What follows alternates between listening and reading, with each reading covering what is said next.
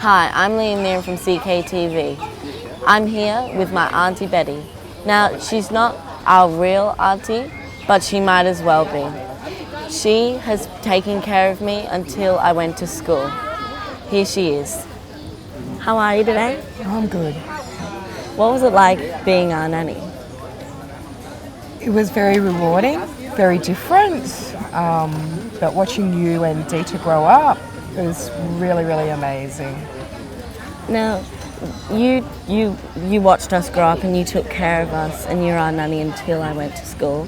What's it like comparing, say, being my nanny and taking care of me to raising your own children? That's a hard question because you and Dita have become a very, very special part of my life. And having my own children was a bit different because they were there all the time, where your mum would take over. But I've never really thought of it because you and Dita mean the world to me. So you're like my family. Thank you. Now, you grew up in a converted bus in the country and you had no water or electricity. That's a very unique childhood. What was it like?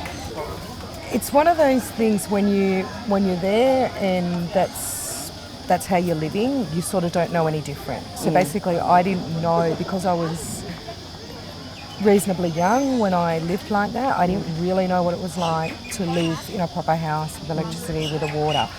So in that aspect, it was what I knew.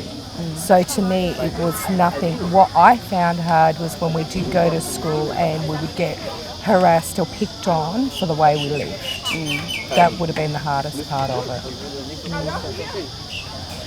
Now, you were in theatre, you were a nurse in theatre.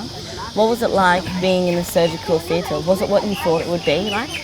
Not really. It's different. Like when you when you watch the operations on TV in movies or whatever, you, as I'm sure you've seen, like you imagine that the blood goes everywhere and that it's just a mess. It's not like that in life. It's very clean.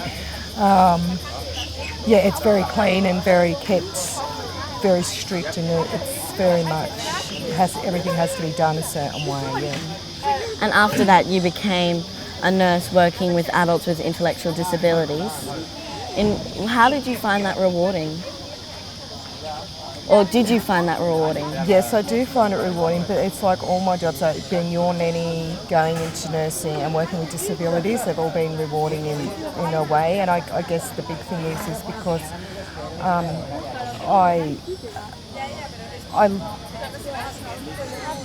I like to help people who need to be helped, not in a way that, I don't know, it's really hard to explain, but because I find disabilities, though, it's different to caring for somebody without a disability because they see the world different to what you and I would see them.